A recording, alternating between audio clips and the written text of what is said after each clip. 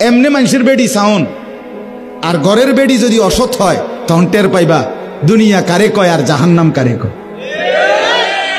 রাস্তার বেডি তো বেডি চাইতে চাইতে গেছো গা, তুমি বেডিও গেছে গা, তুমিও গেছো গা, কিন্তু যারে ঘরে আনছ স্ত্রী, এ বেডি যদি দুশ্চরিত্র হয়, এই মহিলা যদি চরিত্রহীন হয়, তো সব শেষ, সব। তখন টের পাবেন আহা জীবন কত কষ্টে। যার স্ত্রী অসৎ, যার স্ত্রী অসৎ, যার বউ অসৎ, তার জীবন আর জাহান্নামের টুকরা ছাড়া আর কিছু। আমি আমার এই ছোট্ট জীবনে অগণিত পুরুষকে, অগণিত যুবক আমি দেখছি যারা আমার সাথে এরকম হাজারো অবস্থা বলছে যে আহা 3 বছরের প্রেম, 5 বছরের প্রেম, হ্যাঁ লম্বা সময়, এরপরে বিয়ে করছে 8 মাস, 2 মাস, 1 বছর, 1.5 বছরের ভিতরে বিবাহের পরের জিন্দেগিটা জাহান্নামের টুকরা হয়ে গেছে।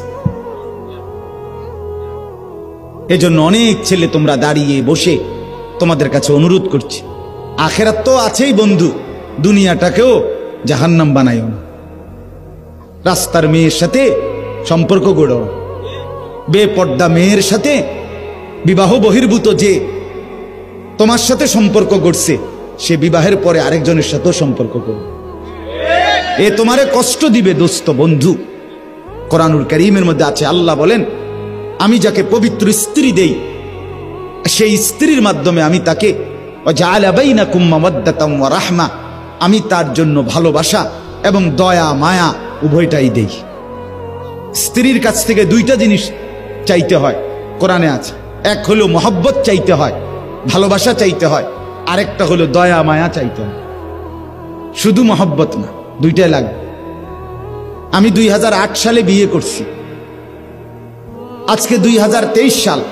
আমার এই 15 বছরের বিবাহের জীবনে তো আমার স্ত্রী আছে, হালাল স্ত্রী।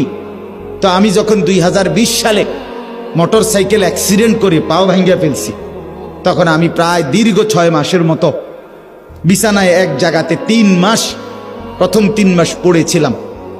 হসপিটাল থেকে আইনা আমারে যেখানে রাখছে ওইখানেই আমি পড়েছিলাম, এক সুতা নড়াচড়া করতে পারি নাই। পেশাব পায়খানা, অজু, গোসল, খানা, খাদ্য সবকিছু এই এক জায়গায়। তো সেই 6 মাসের লাগাতার আমার রাত দিনের সমস্ত খেদমত দয়া মায়া করে আমার বিবি করছে। এটা রাস্তার নর্তকীর থেকে তুমি পাইতা না, এটা মিলবে না।